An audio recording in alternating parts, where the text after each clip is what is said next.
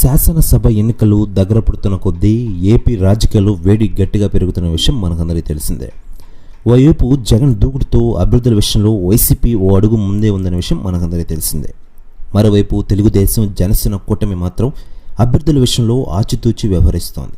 తమతో జతకట్టే విషయంలో బీజేపీ నుంచి ఎలాంటి ప్రకటన లేకపోవడంతో అభ్యర్థుల ప్రకటన విషయంలో ప్రస్తుతానికి కూటమి వణకపడి ఉంది.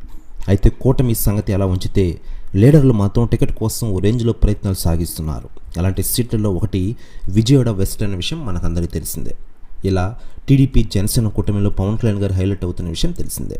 అయితే పవన్ కళ్యాణ్ గారి గురించి తెలుగుదేశం పార్టీ అధినేత నారా చంద్రబాబు నాయుడు గారు తాజాగా స్పందించారట. ఆయన మాట్లాడుతూ పవన్ కళ్యాణ్ గారు ఇప్పుడు గొప్ప లీడర్ అయిపోయారు.